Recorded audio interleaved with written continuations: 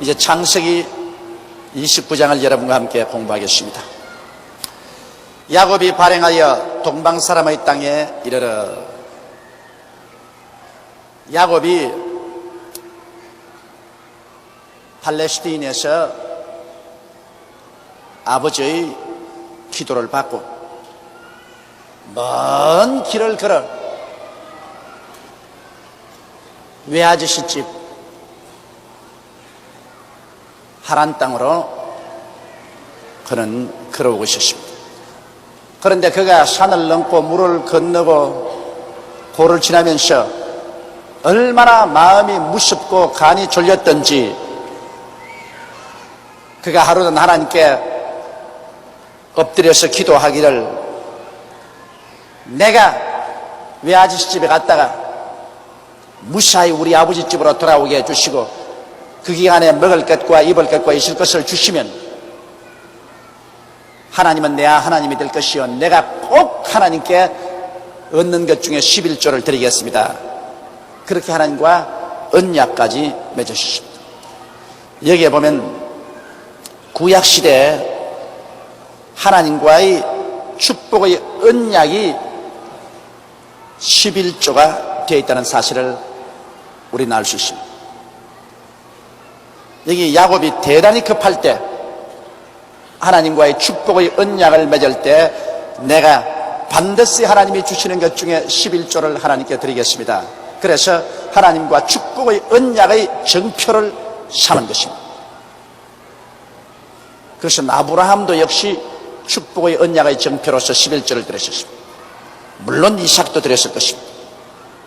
야곱은 아버지 이삭에게 배워가지고서 축복의 언약의 정표로서 11조를 드렸습니다.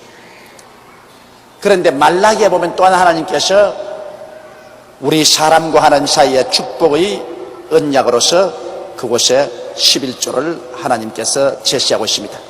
너희가 11조와 헌물을 온전히 드려서 내 집에 양식이 있게 하고 나면 하나님께서 하늘 문을 열고 너에게 쌓을 곳이 없도록 붙지 아니하나 보라. 그렇게 말씀하시므로 또다시 11조를 하나님과의 축복의 언약의 정표로서 삼으신 것입니다. 여러분, 오늘날 우리도 그와 같습니다. 우리도 하나님의 축복이 정말 필요할 때 하나님과 나와 축복을 맺은 언약으로서 11조를 드리고 하나님께 간절히 부르짖어 기도해야 됩니다. 이와 같은 것은 하나님과 우리 사람 사이의 계약입니다. 이런 계약을 가지고서 우리가 강력히 기도할 때 우리의 기도에 굉장한 힘이 있습니다. 그러나 하나님과 이 아무런 언약의 계약 없이 그냥 막연하게 하나님께 부르짖어 기도하는 것은 기도에 힘이 없습니다. 이러므로 오늘날 많은 예수 믿는 사람들이 물질적인 그리고 생활 면에서 하나님의 축복을 마귀에게 빼앗기고 있는 것은 힘있게 야곱처럼 믿음으로 기도를 할 수 없기 때문인 것입니다. 그건 왜냐? 11조를 언약의 정표로서 내놓지 않기 때문인 것입니다. 그러나 어려울수록 환난을 당할수록 하나님의 도움이 필요하면 필요할수록 하나님과의 언약의 정표인 11조를 내놓고 하나님께 막 매달려 기도해야 되는 것입니다. 그런 기도를 마치고 난 다음 야곱이 거기서 출발해서 이제 하란 땅 동방 사람의 땅에 이르렀습니다. 그래서 이제 들을 누비면서 외아저씨 집을 찾아갑니다. 그런데 본적 들에 우물이 있고 그 곁에 양 세 떼가 누웠으니 이는 목자들이 그 우물에서 물을 양떼에게 먹이매라 큰 돌로 우물 아구를 덮었다. 그런데 이 목축하는 사람들은 늘 오전 중에는 양에게 풀을 먹이고 난 다음 오후 해 그러면은 전부 양떼가 다 우물가에 와면 우물에 돌을 옮기고 난다. 그곳에서 양떼들이 물을 마시게 하는 것입니다. 근데 야곱이 오니까 벌써 목자들이 양 세 떼를 데리고 와서 그 우물 있는 주위에 양떼들을 눕혀놓고 있습니다. 양떼들이 전부 누워서 여물을 씹고 있습니다.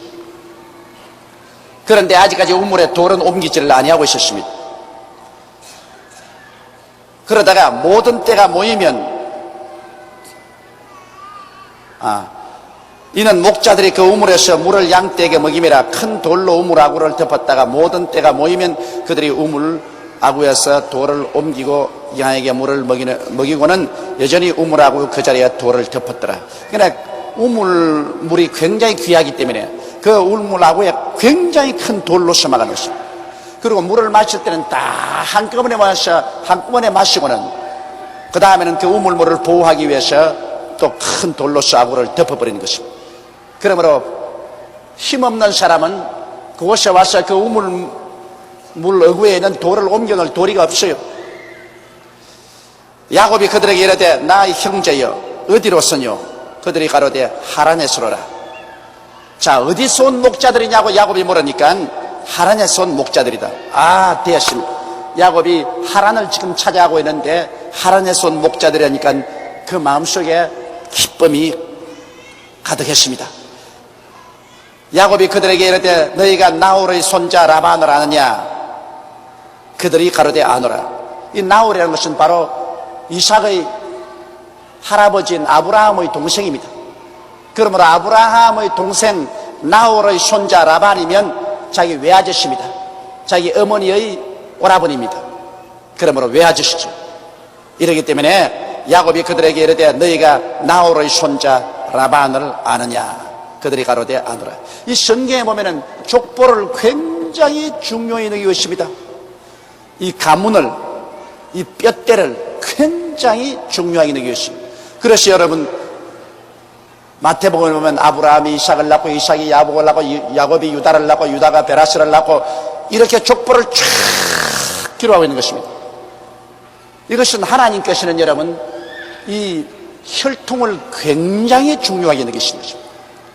오늘날 시는 혈통 같은 거 생각하지 않고 결혼할 때라도 라기까지 오다가다가 눈만 맞으면 그저 살면 됐지 무슨 잔소리냐. 그런데 하나님은 그렇지 않습니다. 하나님은 이 혈통을 굉장히 중요히 여기고 가문을 굉장히 중요히 여기는 것입니다. 사람이라는 것은 이 가정에서 받는 교육이 굉장합니다. 한 가정의 좋은 혈통의 좋은 가문을 통해서 그 받는 교육과 인격적인 훈련이라는 것은 굉장합니다. 이것은 학교에서 도저히 가르칠 수 없는 그러한 인격적인 훈련을 받는 것입니다. 이렇기 때문에 오늘날에 와서도 우리가 사위 보거나 며느리 볼 때 이 가문을 등한해서는 안 됩니다. 이 핏줄을 등한해서 안 돼요. 이러기 때문에 아브라함이 가나안 땅에도 이쁘고 좋은 처녀들이 많이 있을 것만은 절대로 가나안 땅에 있는 처녀를 며느리 삼는 것을 거부하고 이 아브라함도 자기의 고향 땅에 보내가지고 리브가를 불러다가 이삭에게 아내로 주었습니다.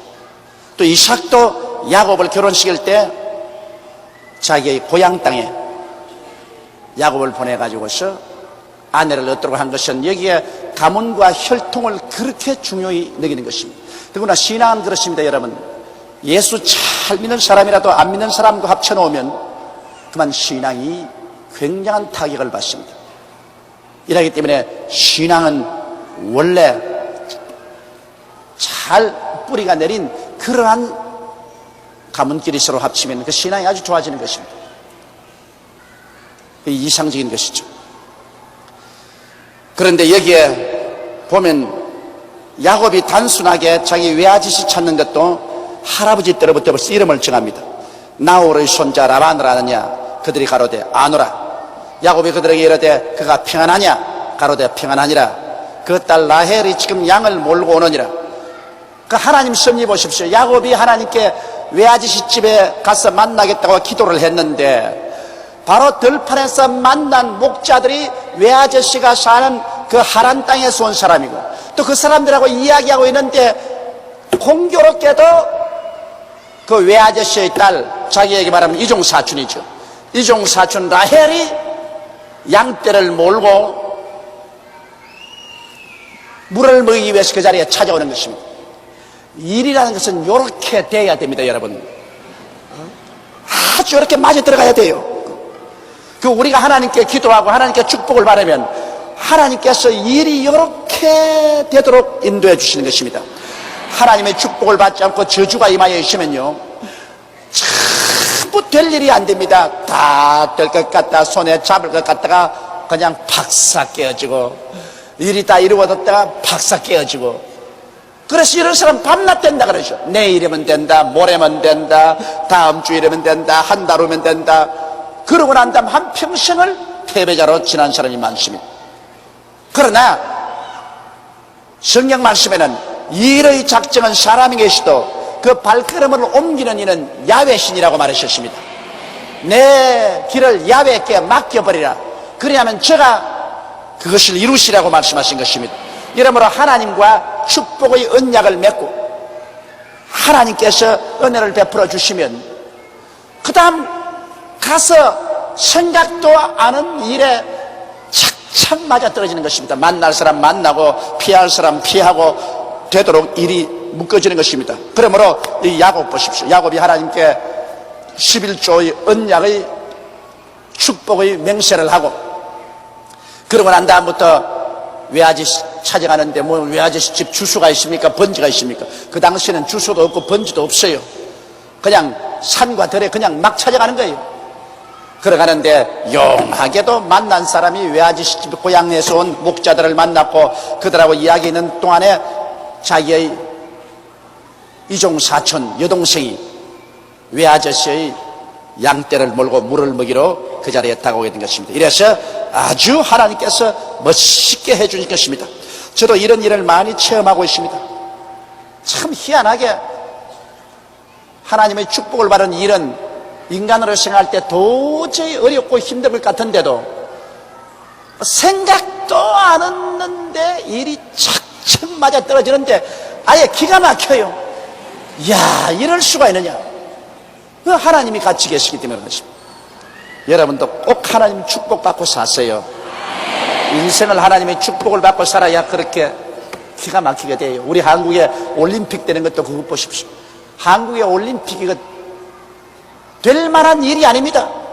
그런데 한국의 올림픽이 맞아 떨어지고, 그리고 미국이 오지, 자유우방이 오지, 소련이 오지, 중공이 오지, 그리고 야단 법석을 하는 데모도 꼭 올림픽이 오면 또 탁 끝나버리고 말지.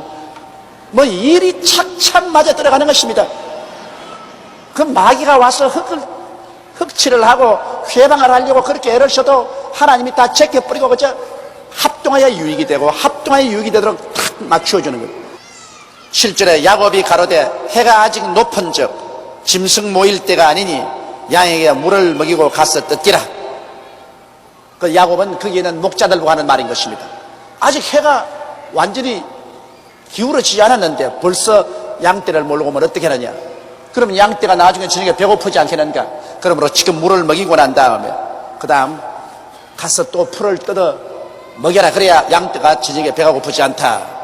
그들이 가로되 우리가 그리하지 못하겠노라. 때가 다 모이고 목자들이 우물하고 해서 돌을 옮겨야 우리가 양에게 물을 먹이느니라. 그러니까 그 목자들이 한 말이 뭐냐면, 우리가 그렇게 못한다. 이 돌이 너무나 크기 때문에 우리 힘으로는 쉽게 옮길 수가 없다. 그러므로 우리가 여기 모여서 기다리고 있으면 목자들이 다 와가지고 그 다음 함께 힘을 합쳐서 으쌰 하고 이 돌을 옮겨서 그래야 물을 먹이기 때문에 우리는 그 시간 맞추기 위해서 일찌감치 와서 기다려야 된다. 야곱이 그들과 말하는 중에 라헬이 그 아비의 양과 함께 오니 그가 그 양들을 치매라. 이 라헬은 소녀였지만은 소녀 목자였었습니다. 대개 이 양이나 염소를 치는 사람은 이 남자들이 치는데, 여기에 라반은 레아와 라헬 이 딸들이 손우애였었어요. 아마 아들들이 다 나이가 어렸기 때문에, 그러므로 딸을 시켜서 들에 나가서 양떼를 치게끔 했습니다. 그래서 야곱이 그들과 말한 때 라헬이 아비의 양과 함께 오니 그가 그의 양들을 침이었더라. 야곱이 그 외삼촌 라반의 딸 라헬과 그 외삼촌의 양을 보고 나아가서 우물하고 해서 돌을 옮기고 외삼촌 라반의 양떼에게 물을 먹이고. 이거 볼 때 야곱이 대단한 장사였어요. 힘이 장사였다고. 그 야곱을 여러분 생각하면 꽤만 많은 사람이고 힘이 없는 줄 알지만 그렇지가 않아요. 그 목동들이 다 합쳐가지고야 힘을 합쳐서 우물의 위에 있는 돌을 옮길 수 있는데, 보통 사람 위해서는 그 힘을 안 쓰다가 외아저씨의 딸 이종사촌 라헬이 외아저씨의 양떼를 몰고 오니까 그때는 달라 들어가면 혼자서 그 우물 뚜껑을 들어서 옮겨버렸어요. 난 이게 읽을 때 야, 이거 대단한 장사구나, 보통 힘센 양반이 아니구나, 이걸 느낍니다. 그래서 야곱이 그 외삼촌 라반의 딸 라헬과 그 외삼촌의 양을 보고 나가서 우물하고에 돌을 옮기고 외삼촌 라반의 양떼에게 물을 먹였습니다.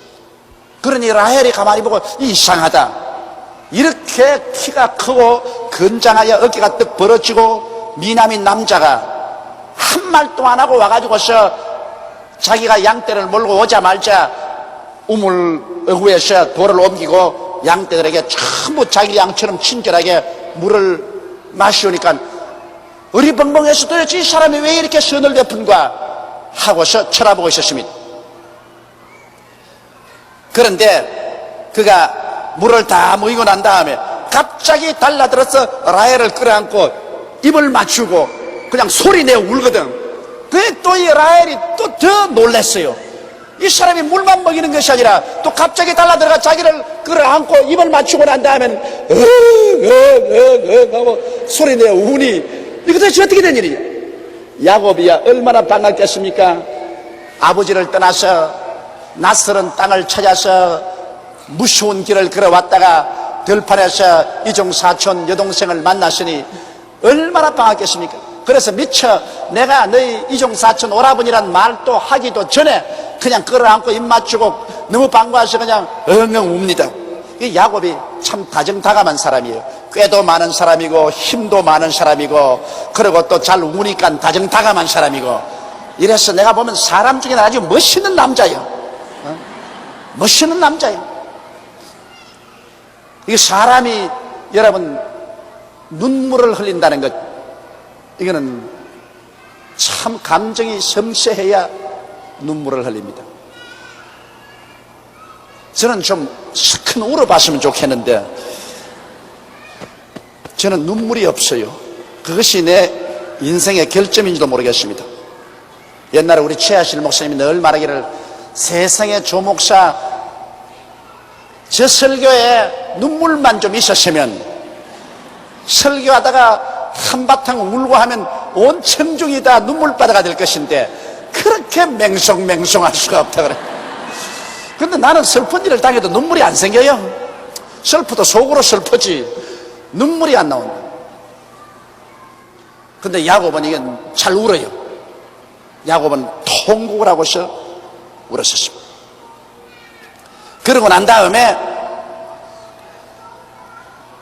그에게 자기가 그의 아비의 생질이요, 생일 조카입니까? 리브가의 아들됨을 구하였더니 라헬이 달려가서 그 아비에게 구하며, 그 말을 듣자 라헬이 아이고 우리 고모의 아들이구나. 늘 아버지 어머니에게 이쁜 고모가 있었는데 머나먼 곳에 시집을 가서 저 팔레스틴이라는 곳에 시집을 가고 그 다음에는 소식이 끊어졌다. 뭐 그때야 전화가 있습니까? 전부가 있습니까? 편지를 쓸 수 있습니까? 하면 시집가면 그뿐이라 죽어도 못 만나는 거라. 그런 이야기를 들었습니다. 그래서 너희 고모는 굉장히 성격이 활발하고 아주 정의감이 세고 그리고 활기찬 여자였다. 그런 이야기를 들었는데 그 이야기 들은 그 고모의 아들이 왔거든. 그래 막 그냥 양떼고 뭐고 다 버려버리고 아버지에게 뛰어가가지고서 아이고 아버지 왜 그러냐, 아버지가 늘 이야기하던 리브가 고모 아들이 왔어요. 그러니 그 라반도 깜짝 놀랐었습니다. 자기 여동생의 아들이 왔더니 여동생이 아들 낳은 소리도 못 들었는데 아들이 이렇게 장성해서 왔더니 얼마나 반갑겠습니까? 라반이 그 생질 야곱의 소식을 듣고 달려와서 그를 영접하여 안고 입맞추고 자기 집으로 인도하여 드리니 야곱이 자기의 모든 일을 라반에게 고하며 얼마나 외아저씨가 반가웠겠습니까? 자기 여동생분과 같이 반가웠겠죠. 그래서 외아저씨가 뛰어나와서 그를 영접하고 안고 입맞추고 그리고 자기 집으로 인도하여 드렸었습니다. 이 중동 사람들은 인사가 입맞추는 것입니다. 그 입맞추는 것도 여러 가지 방법이 있어요. 서로 안 친한 사람은요, 서로 끼어안고 뺨만 대고 입을 실제 안 맞추고 소리만 내요. 이래 버리고 말아요. 그 실제는 얼굴에도 안 대요. 그냥 얼굴을 갖다 대고 이러고 마는데, 이제 좀 친하면요 서로 뺨에다가 입을 맞춥니다. 친하면 뺨에다가 얼굴 잡고서 입을 맞추는데, 이제 가족들, 대단히 친한 사람, 이 가족들은 그냥 입술에 대고 입을 맞춰요. 안고서 입술에 대고 입을 맞춥니다. 그래서 야곱이 자기의 모든 일을 라반에게 고하며 라반이 가로되 너는 참으로 나의 골육이로다 하였더라. 야곱이 한 달을 그와 함께 하더니, 그 라반이 너는 참으로 나의 골육이라고 한 이유가 있습니다. 왜냐? 이 야곱이 누구냐 하면 라반의 할아버지의 형님의 손자라. 그러니까 자, 할아버지를 통해서 보아도 자기 할아버지의 형님이니까 큰할아버지 아브라함의 손주지요. 그 다음에는 자기의 아버지 계통을 보면은 자기의 친형제인 누이 동생의 아들이라. 이러므로 혈통으로 봐서 이중으로 자기 한 혈족입니다. 이 옛날에 믿음의 조상들은 가족들 간의 결혼을 많이 했습니다. 그렇기 때문에 이중적으로 혈족이 있었습니다. 그렇기 때문에 라반이 말하기를 너는 참 나의 골육이라고 말했었습니다. 라반이 야곱에게 이르되 내가 비록 나의 생질이나 어찌 공으로 내 일만 하겠느냐, 무엇이 내 부수겠느냐, 내게 구하라. 그러나 아무리 족하지만은 외아저씨 집에 있으면서 공짜로 밥을 먹을 수 없고 그렇게 건장한 사람이니 온갖 일을 다 해주었습니다. 그러니 뭐 외아저씨 집에 일손이 부족하다가 이런 잠정한 사람이 들어와가지고 일을 도와주니까 뭐 모든 일이 다 잘 돼가요. 나중에 보면 이 외아저씨가 별로 부자가 아니었는데 야곱이 들어오고 난 다음 큰 부자가 됐다 그럽니다. 그게 좋은 사람이 들어와서 다 도와준다는 것 굉장한 도움이 됩니다. 그러니까 외아저씨가 미안하니까 내 공짜로 너를 버려먹을 수가 있냐, 아무리 생질이라도 내게 말하라, 내가 내게 임금을 주겠다, 그렇게 말했습니다. 여러분, 우리 하늘나라에는 공짜가 절대로 없습니다. 우리 하나님께서도 우리가 하나님을 위해서 우리가 수고한 대로 하나님은 절대로 빈손 들고 돌리지 않습니다. 하나님은 우리 사람들에게 빚지지 않습니다. 성경에는 사랑의 빚 위에는 아무 빚도 지지 말라고 했습니다. 이게 하나님 명령입니다. 사랑의 빚은 얼마나 좋아요. 사랑이란 얼마나 좋습니까? 그러나 사랑의 빚은 저도 좋지만은 그러나 실제로 생활의 빚은 지지 마라, 그렇게 말했습니다. 이러므로 우리가 하나님께 충성을 다하면은 우리 하나님께서는 절대로 우리에게 빚지지 않습니다. 사람도 일하면 일하는 사람이 그 삭슬 얻는 것이 마땅한데 예수님께서도 일하는 자가 그 삭슬 얻음이 마땅하다고 말했습니다. 구약시대를 보면 일하는 소에게 망을 씌우지 말았습니다. 소라도 일할 때는 망 씌우지 말고 마음대로 뜯어먹고 일하도록 만들어 하겠습니다. 이러므로 여러분, 주를 위해서 수고하는 사람들이 내 주를 위해서 수고하는 것이 헛되다고 생각하면 대단히 잘못된 생각입니다. 주님을 위해서 시간을 들이거나 물질을 들이거나 수고한 것은 여러분 우리 삶의 어느 시점에 가서 하나님이 반드시 갚아주십니다. 절대로 하나님께서 여러분에게 공짜로 취하지 아니하시는 것입니다. 그런데 가끔 가다가 내가 목회하면서 보면은 하나님께 11조와 헌금 드리려고 한 다음 신앙이 식어지고 난 다음에 11조 된 거 다 내놓으라고 찾아올 때가 사람이 있어요. 기가 막힙니다. 11조 헌금 자발적으로 하나님께 다 드리려고 한 다음에 신앙이 나중에 흔들리고 약해지니까 와가 11조하고 헌금 내라. 그러고 막 나중에는 막 협박하고 공갈하고 하는 사람도 있습니다.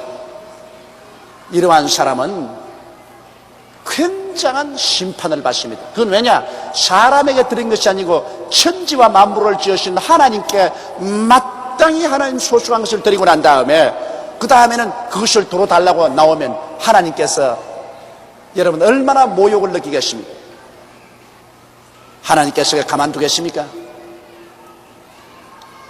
그러므로 그런 어리석은 일을 절대로 하지 말아야 합니다. 우리가 하나님께 11조와 헌금을 드리는 것은 하나님의 교회에다가 드린 것입니다. 하나님 교회에 드리고 난 다음에 그 다음에 그 11조와 헌금을 어떻게 쓸 것이냐, 그것은 교회에 있는 하나님의 대표자들이 알아서 쓰는 것이고, 내가 일단 하나님께 드렸으면 그 이유는 묻지 않은 것이 좋습니다. 저는 지금 30년 동안 내가 예수를 믿고 하나님 섬기고 있지만은 내가 11조와 헌물을 드리거나 내가 하나님 사업에 물질을 드리고 난 다음 그 다음에 캐 묻지 않습니다. 내가 하나님께 드렸으니 그 다음에는 하나님이 당신이 정한 사람들이 그것을 하나님 뜻대로 알았을 것입니다. 예를 들어 말하면 우리 교회는 우리 교회 당회가 있고 이 당회에서 1년 예산을 세우고 1년 예산 세운 것을 또 재정위원회가 있어서 돈 나갈 때마다 우리 재정위원회 장로님들이 전부 도장을 찍어가지고서 이래서 돈을 쓰고 또 돈 쓴 것은 또 우리 감사위원회가 있어가지고서 한 달에 한 번씩 우리 감사장님들이 또 전부 감사합니다. 그러므로 돈 한 푼이 헛되게 쓰지 않습니다. 그래서 하나님 영광 위에 쓰는데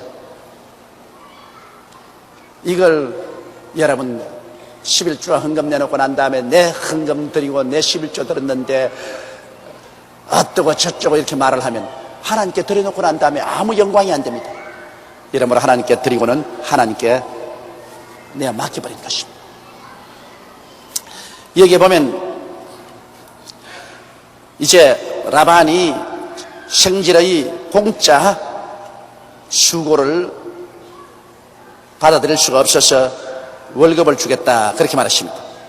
그러니까 16절에 라반이 두 딸이 있으니 형의 이름은 레아요 아우의 이름은 라헬이라. 자, 이 야곱이 외아지 집에 올 때는 노동해서 돈 벌려고 온 것이 아니라 장가들러 왔거든. 그러므로 자기 눈에 보이는 것은 외아저씨 집 딸 레아와 라헬 전혀 두 사람이 자기 눈에 들어오지 지금 돈이 눈에 들어올 처지가 아닙니다. 그래서 여기 야곱은 자기의 수고의 대가로 아내를 달라 그렇게 말한 것입니다. 여러분 우리 한국은 그렇지 않은데요, 중국이나 저 중동에는 정말 장가 한번 가려면 혼납니다. 왜냐하면 반드시 그 장가들 때 그 아내 되는 집에 요구대로 상당한 재산을 바쳐야 되는 것입니다. 그러니까 돈 주고 사오는 거지요, 아내를. 결혼 지참금이라고 해서 굉장한 돈을 합니다. 인도만 하더라도 결혼 못해요, 너무 비싸가지고서.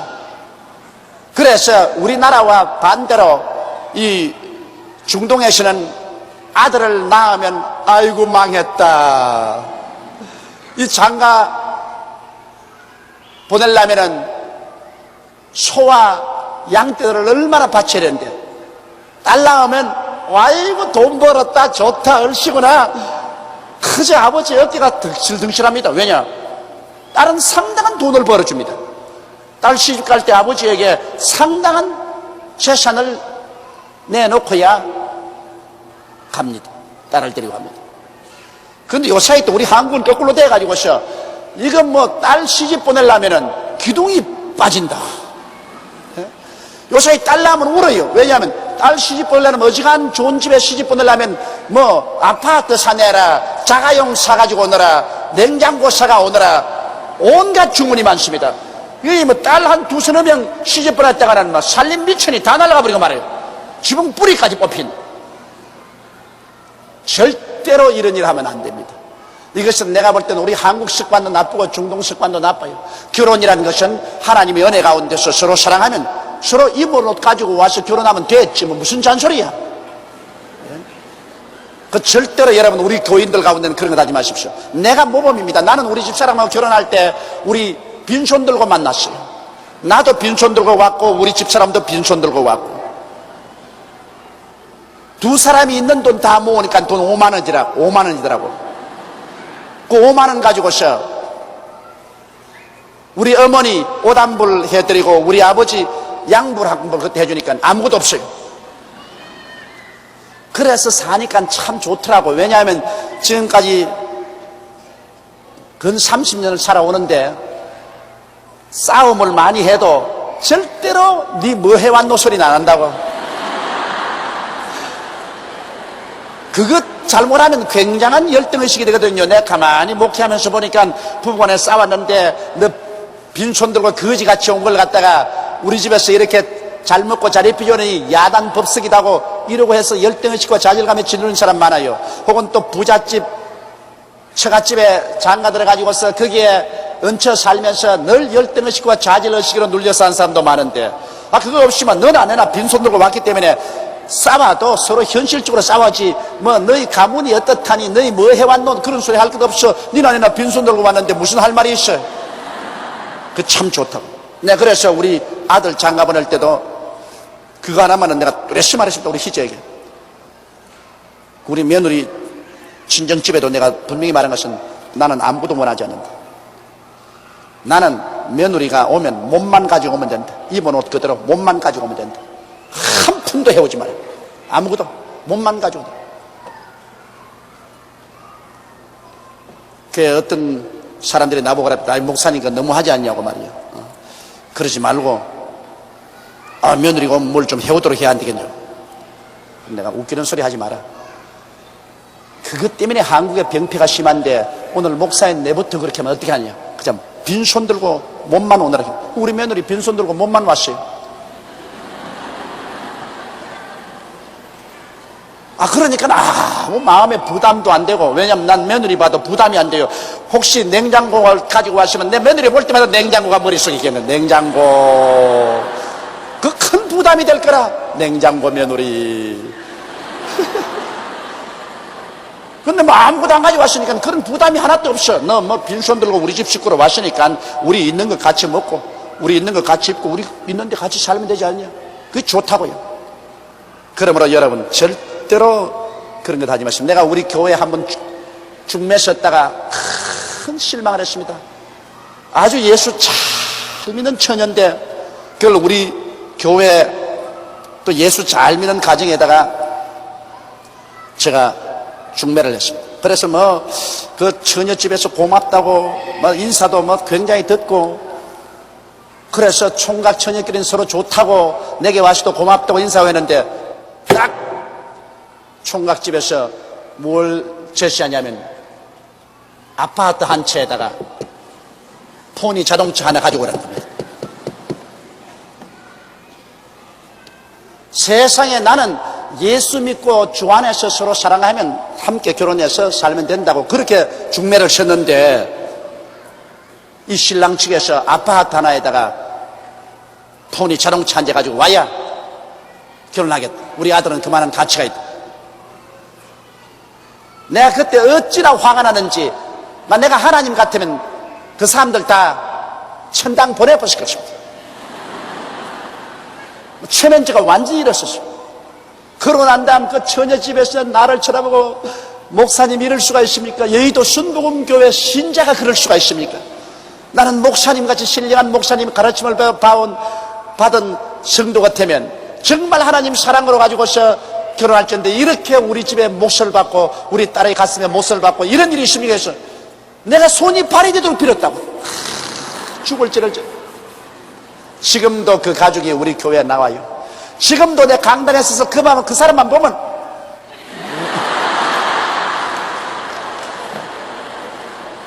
솔직한 감정입니다. 그 사람만 보면 내가 주목이 올라가요. 저걸 막 콧등을 막 후리 갈게 뿌립니다.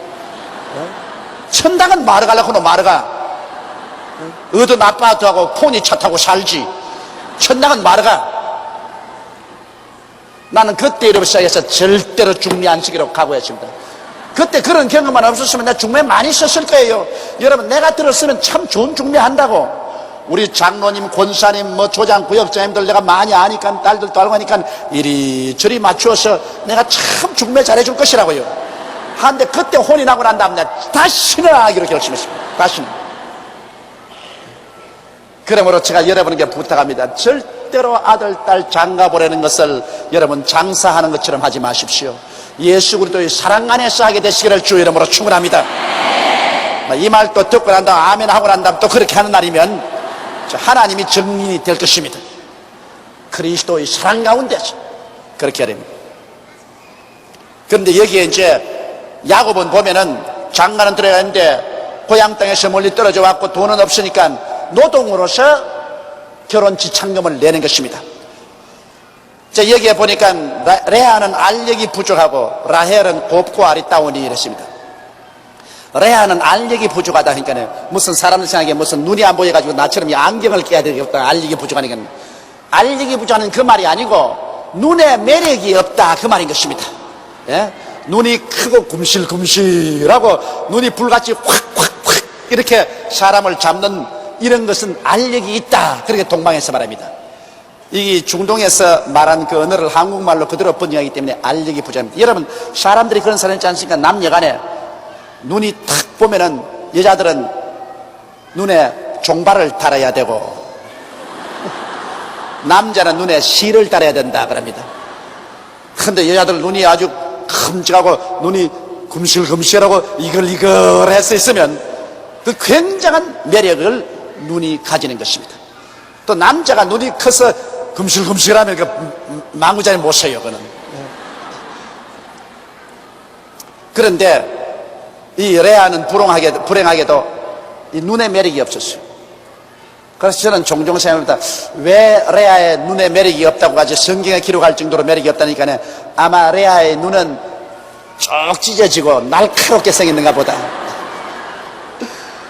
그래서 눈을 쳐다보면은 겁이 날 정도로 눈이 날카롭고 그랬는가 보다. 그러나 라헬은 곱고 아리따웠습니다. 라헬은 눈이 곱고 아리따웠다. 그러면 라헬의 눈은 아주 눈이 잘생겼고 둥글고 아주 알력이 있어서 눈에 매력이 꽉 들어차고 그리고 몸매도 고왔었습니다. 그러니 야곱이 레아보다도 라헬에 끌릴 것은 장난이시죠. 사람이란 것은 마음은 살아보아야 알고 현재 보이는 것은 아리따운 것이 눈에 먼저 보이기 때문에 야곱이 라헬에게 그 마음이 끌린 것은 당연한 이치인 것입니다. 사실은 인생은 살아보면은 이 외모의 고운 것은 오래 가지 않냐고 마음에 고운 것이 오래 갑니다. 나는 우리 아들 둘이를 두고서 내가 날 지금 말한 것입니다. 이 장가 갈 때 올바른 아내를 취해야 된다는 것을 미리부터 가르쳐 주려고 머리에 박히도록 너희들 결혼할 때 얼굴의 고움은 순식간에 사라지지만은 마음의 고움은 날이 갈수록 더 아름다워진다. 그러므로 마음이 고운 여자를 취하라. 인물 좋은 여자를 취하지 말고 마음이 고운 여자를 취하라. 성경에는 인물 고운 여인이 삼같이 못하는 것은 돼지 코에 금고리를 다른 것과 같다 그랬다. 그래도 애들은 그래도 이쁜 여자고 해야지 아버지. 이쁜 여자고. 이게 너무 자식들아, 이쁜 것은 오래 안 간다. 마음이 이뻐야 된다. 그걸 알아라. 자꾸 노래처럼 해주는 거예요. 여러분도 자녀들에게 그 노래처럼 해주세요. 노래처럼. 실제로 그렇습니다. 실제로 인생을 살아가는데 너무 인물이 이쁘면 자기 거울 반나 들여다보니까 삼가하지 않죠. 인물값을 하죠. 그러나 마음이 고운 사람은 이건 살아갈수록 정이 두터워지고 좋아지는 것입니다. 그런데 그만 이 야곱은 레아보다도 라헬의 마음이 끌렸습니다. 야곱이 라헬을 연애함으로 대답하되 내가 외삼촌의 작은 딸 라헬을 위하여 외삼촌께 7년을 봉사하리다. 이게 이제 결혼 지참금입니다. 7년 동안 월급 안 받고 뼈가 뿌리지도록 일을 해서 외아저씨의 라헬을 내 아내로 삼는 지참금을 지불하겠습니다. 그러면 외아저씨면 부자 됐지 뭐. 이렇게 장정이 와서 7년 동안 돈 한 푼도 안 받고 결혼 지참금으로 일을 해주니 얼마나 좋습니까? 나도 막 중동에 가서 딸이나 많이 놓을까 싶은 생각이 나요. 그러면 일 안 하고 막 딸만 있으면 일 안 하고도 살아요 그냥. 그래서 라반이 가로되 그를 내게 주는 것이 타인에게 주는 것보다 나으니 나와 함께 있으라. 그 당시에는 혈족 결혼이 허락되었고, 더구나 또 이종사촌이면, 친사촌이 몰라도 이종사촌이면 상당히 멀죠. 이러므로 라반이 가로되 그를 내게 주는 것이 타인에게 주는 것보다 나으니 나와 함께 있으라. 야곱이 라헬을 위하여 7년 동안 라반을 봉사하였으나 그를 연애하는 까닭에 7년을 수일같이 여겼더라. 이 사랑이라는 것이 얼마나 힘이 있습니까?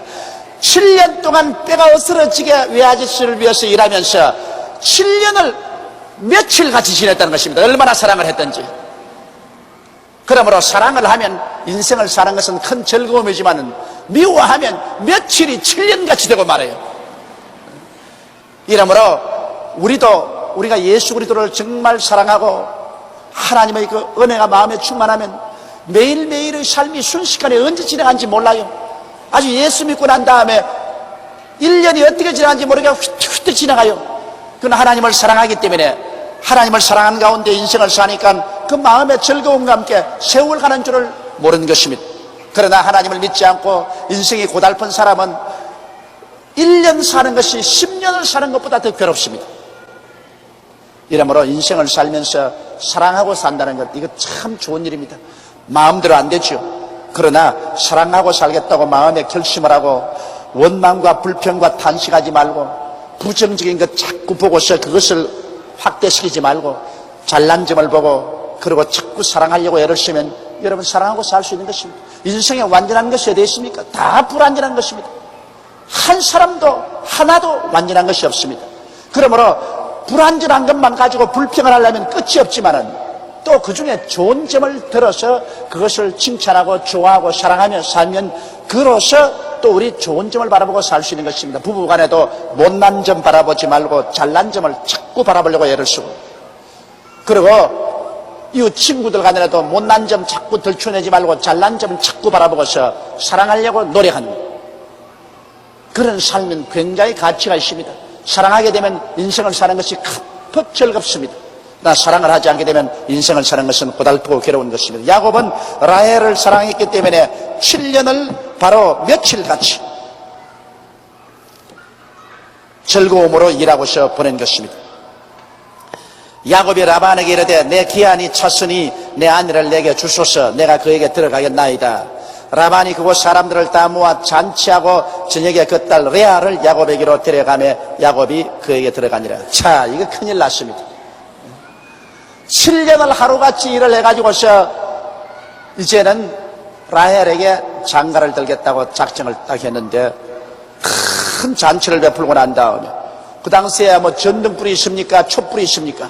등장불 켜고 있다가 확 꺼버리고 캄캄한 밤에 너울 쓰고 신부가 들어왔으니 요 사이 같이 교육을 받았으면 들어와가 벌써 서로 이야기도 하면 목소리를 알아듣겠는데 옛날에야 그런 말이라도 하나요? 하룻밤 자고 아침에 보니까 동생이 아니라 언니라. 이 기막힐 일 아니겠습니까? 옛날에 야곱이 형님을 속이고 아버지를 속였더니 여기 와서 외아저씨에게 골탕을 먹었습니다. 속았습니다. 아마 당장 야곱의 마음속에 생각할 것입니다. 심은 대로 거둔다니 요렇게 됐구나. 나도 형을 속이고 아버지를 속일 때 고소하다고 생각했는데 요렇게 내가 당할 줄 몰랐다. 여러분, 인생이라는 것은 절대로 공짜가 없습니다. 사람이 무엇으로 심든지 그대로 거둔다고. 자기가 남의 눈에 눈물을 흘리게 하면 언제고 자기 눈에 피눈물을 흐르게 하는 일이 반드시 생겨납니다. 이 야곱은 형이나 아버지를 속여서 그 마음에 상처를 입은 그 상처를 자기가 또 당하게 되는 것입니다. 야곱이 라반에게 이르되 내 기한이 찼으니 내 아내 내주시 내가 그에 들어가나이다. 라반이 그곳 사람들을 다 모아 잔치하고 저녁에 그 딸 레아를 야곱에게 데려가며 야곱이 그에게 들어가니라. 라반이 또 여종 실바를 그 딸 레아에게 시녀로 주었더라. 야곱이 아침에 보니 레아라. 자, 아침에 보니 레아라. 라반에게 이르되 외삼촌이 어찌하여 내게 이같이 행하셨나이까? 내가 라헬을 위하여 외삼촌께 봉사하지 아니하였나이까? 외삼촌이 나를 속이시면 어찌미니까? 자기가 형님 아버지 속인 것은 말 안 하고 그건 다 지나가 버리고 이제 외아저씨 모르죠. 외아저씨가 어떻게 나를 이렇게 속이느냐고. 사람이라는 것은 여러분, 자기 잘못은 전부 등 뒤에 옮겨놓고 남의 잘못은 앞에 두고 보는 것입니다. 라반이 가로되 형보다 우를 먼저 주는 것은 우리 지방에서 하지 아니하는 바이라. 이것은 외아저씨의 변명이죠. 왜냐하면 레아가 인물이 참 못났으니까, 눈도 좁빗하고 인물이 별로 잘 안 생겼으니까 아무리 해도 시집을 못 보내겠거든. 그래서 에라 그까지 그 잘난 건장한 야곱에게 보내면 배는 안 굴고 살게 안주해 주겠나. 그러므로 아예 인물 잘난 둘째 딸 라헬을 시집 보내는데 덤으로 맏딸도 보내서 배나 굶지 않게 해줘야 되겠다. 그건 아버지의 계획인 것입니다. 여러분, 옛날에는 한 남자가 여러 여자를 거느리는 것을 하나님이 허락해 주셨습니다. 그 구약시대에 보면은, 구약시대에는 일부 다처주의가 허락이 되십니다. 원래 하나님은 아담과 하와 일부 일치결하시나 인간이 타락하고 난 다음에 그 타락한 품성을 하나님께서 억제할 수 없기 때문에, 그러므로 일부 다처주의를 구약시대에는 허락해 주었습니다. 신약시대 들어와서 이제 우리 예수를 믿고 중생하고 이 거듭나고 난 다음에는 그 일부 다처주의가 우리 신앙생활 가운데서 사라지고 또다시 일부 일처주의로 돌아왔습니다만, 구약시대는 일부 다처주의가 그대로 허락되고 있었습니다. 이래서 야곱은 그 언니 레아하고 원치 않은 결혼을 했기 때문에, 그 다음에 또 그 동생 라헬을 달라고 요구하며 그 외아저씨가 또 라헬을 주면서 또 7년 동안 결혼 지참금을 내놓으라는 것입니다. 그래서 무려 14년을 외아저씨를 위해서 뼈가 부러지도록 일을 해서 외아저씨가 큰 부자가 됐습니다. 이 딸 둘이 시집 보내고 외아저씨는 큰 부자 됐어요. 그래서 이를 위하여 7일을 채우라. 우리가 그도 내게 주리니 내가 그를 위하여 또 7년을 내게 봉사할지니라. 그렇게 말했습니다. 이래서 외아저씨는 딸 둘이 시집 잘 보내. 또 그리고 자기 조카요 사위인 이 야곱을 통해서 14년 노동의 대가를 또 받아. 이래서 이 판 저 판으로 살판이 났습니다. 그러나 야곱은, 다른 사람은 쉽게 장가가는데 야곱이 하도 약속 바르고 하니까 자기 꾀에 넘어가서 장가가는데 14년 동안 허리가 부러지도록 고생을 하고 일을 하고 그 대가로 장가를 가게 된 것입니다. 야곱이 그대로 하여 그 7일을 채우며 라반이 딸 라헬도 그에게 아내로 주고, 라반이 또 그 여종 비라를 그 딸 라헬에게 주어 시녀가 되게 하며, 야곱이 또한 라헬에게로 들어갔고 그가 레아보다 라헬을 더 사랑하고 다시 7년을 라반에게 봉사하였더라. 이 구약시대에 보면은 시내산에서 모세가 율법을 받고 난 이후 하나님께서는 한 남자가 여형제간을 같이 데리고 살지 말라고 명령을 했습니다. 왜냐하면 그러면 심히 서로 투기할 것이므로 여형제간을 데리고 살지 말아야 되는데, 바로 이 야곱은 아직까지 시내산에서 율법을 받기 전에였기 때문에 여형제간 둘이를 데리고 살게 되었습니다. 31절에 여호와께서 레아에게 총이 없음을 보시고 그의 태를 여셨으나 라헬은 무자였더라. 그러니 자 이제 형제간에 무서운 시기와 질투와 싸움이 벌어지게 된 것입니다.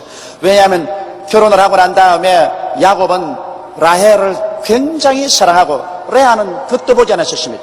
그러므로 하나님께서 레아를 불쌍히 여기셔서 레아에게는 어린 아기를 낳도록 태를 열어주고 라헬은 태를 닫아버리셨습니다. 그래서 레아는 아기를 낳는데 라헬은 아기를 못 낳아요. 여기 보면 32절에 레아가 잉태하여 아들을 낳고 그 이름을 루벤이라 했다. 얼마나 좋았던지 루벤이라는 말은 보라 아들이다 이 말인 것입니다. 그에게 남편 사랑 못 받고서 여동생에게 남편 뺏기고 울고서 세월을 지내다가 아들을 낳으니까 너무 좋아가 루벤 보라 아들이다. 그 이름은 루벤이라 하여 가로되 여호와께서 나의 괴로움을 권고하셨으니 이제는 내 남편이 나를 사랑하리로다 하였더라. 내가 아들을 낳아주었으니 이제 남편이 나를 사랑할 것이라. 그가 다시 잉태하여 아들을 낳고 가로되 여호와께서 나의 총이 없음을 들으셨으므로 내게 이도 주셨다고 그 이름을 시므온이라 했더라. 시므온이란 하나님이 내 기도를 들어주셨다 그 말인 것입니다. 그가 또 잉태하여 아들을 낳고 가로되 내가 그에게 새 아들을 낳았으니 내 남편이 지금부터는 나와 연합하리로다 하고 그 이름을 레위라 하였더라. 레위라는 것은 연합한다는 이름인 것입니다. 그가 또 잉태하여 아들을 낳고 가로되 내가 이제는 여호와를 찬송하리로다 하고 이로 인하여 그가 그 이름을 유다라 하였고 그의 생산이 멈추었더라. 이래서 하나님이 라헬에게는 남편의 사랑을 주었지만은 레아가 총이 없는 것을 보고 연달아 아들을 4명을 주었습니다. 그러니 아들 4를 낳았으니 레아는 남편의 총을 못 받았어도 그러나 얼마나 이제는 든든하고 자랑스럽게 되었습니까? 가슴을 뻐기고서 보아라. 그래 봐도 나는 이처럼 아들을 너희나 낳아주었다. 이렇게 큰 소리하게 된 것입니다. 자, 그러면 오늘 이 시간에 우리 창세기 29장은 공부를 다 끝마쳤습니다. 우리 창세기 29장을 공부를 하고 총 결론을 내놓는 것은 우리가 하나님 앞에 언제나 축복을 받기를 원할 때 하나님 앞에 확실한 믿음으로 우리가 기도하고 나가려 할 때 하나님과의 11조의 언약을 맺고 기도해야 되겠다는 것을 우리가 알았고, 또 여기에서 반드시 우리가 과거에 잘못해 놓으면 그것이 나에게 언제고 안 갚음이 온다.